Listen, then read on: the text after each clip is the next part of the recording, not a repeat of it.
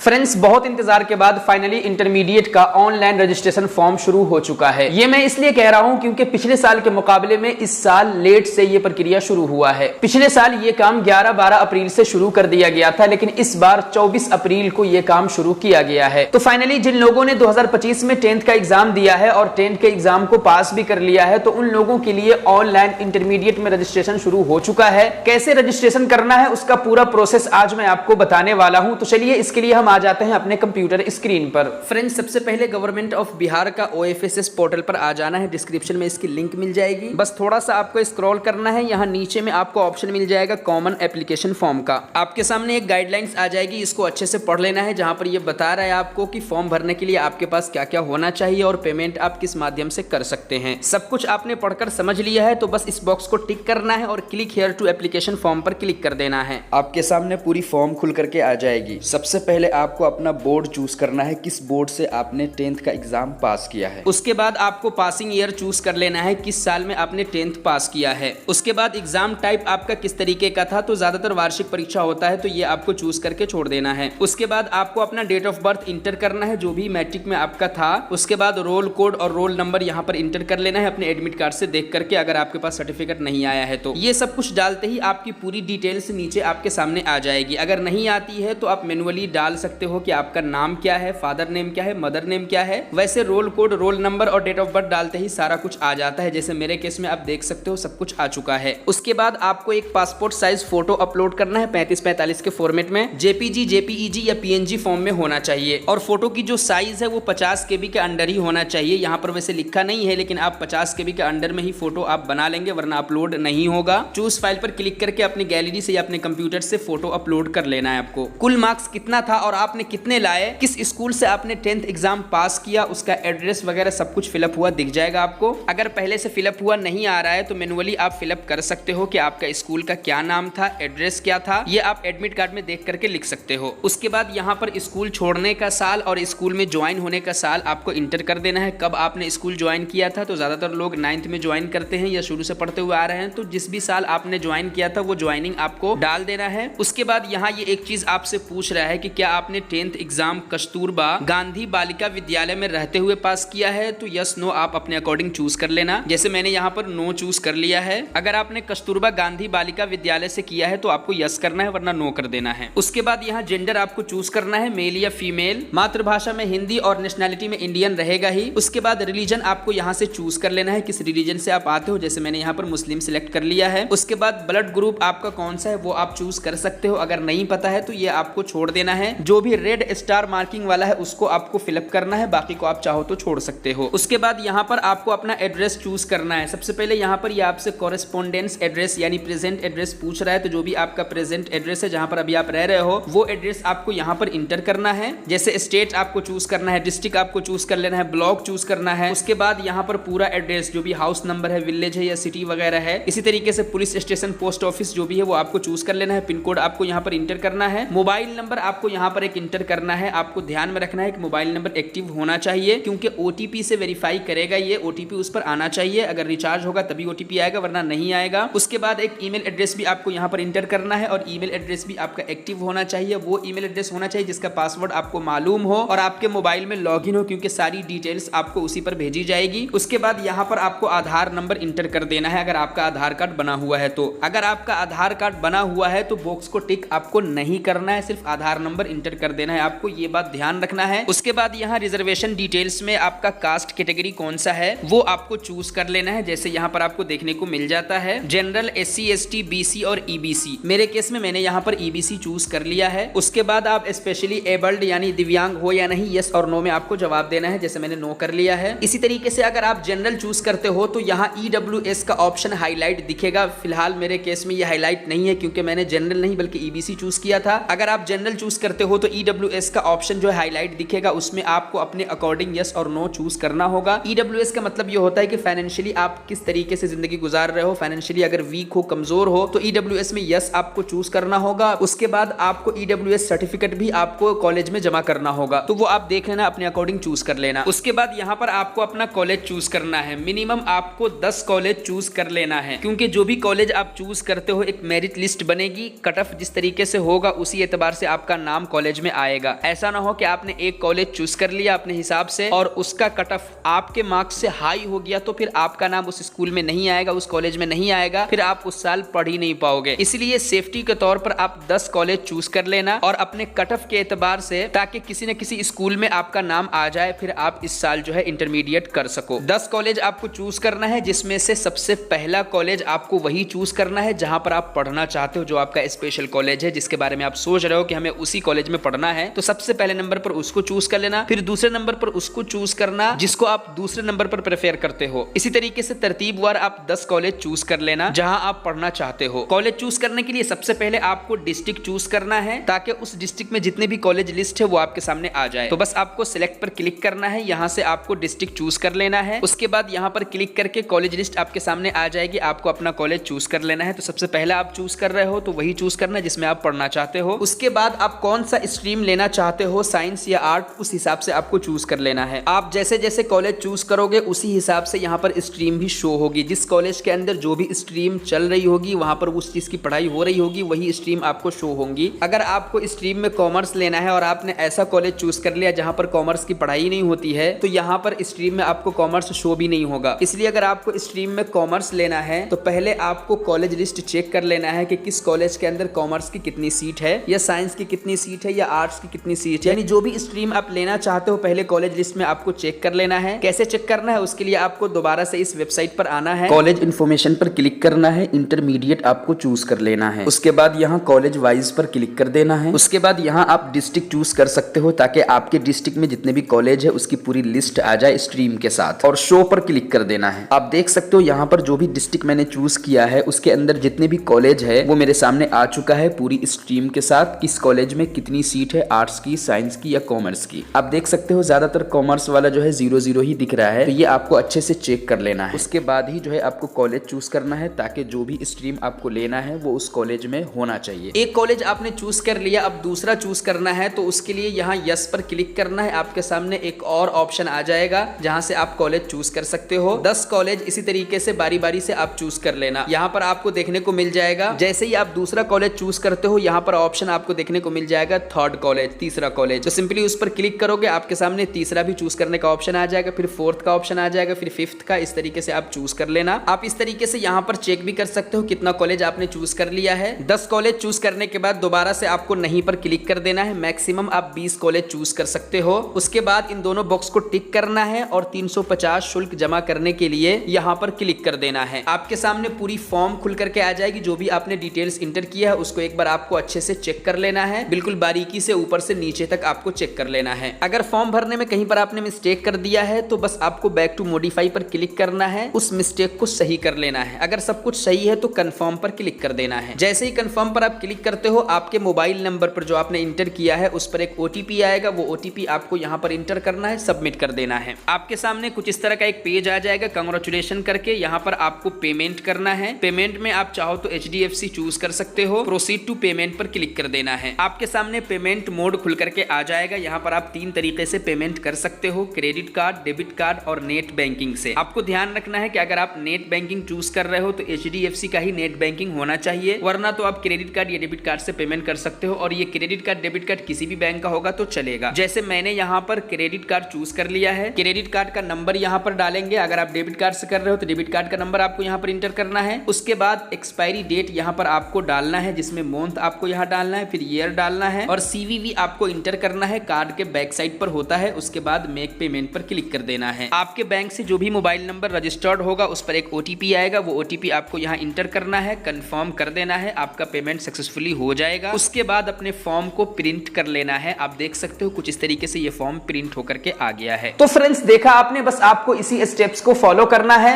आप बड़ी आसानी से घर बैठे अपने मोबाइल फोन से या कंप्यूटर से इंटरमीडिएट में ऑनलाइन रजिस्ट्रेशन करा सकते हैं। उसके बाद एक मेरिट लिस्ट आएगी जिसमें आपका नाम होगा, जो भी कॉलेज आपने सिलेक्शन किया होगा। ये मेरिट लिस्ट जब ऑनलाइन रजिस्ट्रेशन का डेट खत्म हो जाता है उसके 1-2 हफ्ते के अंदर जारी कर दिया जाता है। जैसे इस साल 24 अप्रैल से 3 मई तक का रजिस्ट्रेशन का डेट है। उसके बाद 1-2 हफ्ते के अंदर मेरिट लिस्ट जारी कर दी जाएगी। फिर उसके बाद आप अपना एडमिशन कॉलेज में करा पाओगे, जिस भी कॉलेज में आपका नाम आया है उसके अकॉर्डिंग। तो बस इस वीडियो में इतना ही। आई होप आपको ये वीडियो काफी पसंद आई होगी। अगर वीडियो पसंद आई है तो वीडियो को एक लाइक कर दीजिए और जो लोग चैनल पर नए हैं वो चैनल को जरूर सब्सक्राइब कर लीजिए। मिलते हैं फिर से एक नई इंटरेस्टिंग वीडियो के साथ। तब तक के लिए अपना ख्याल रखिए।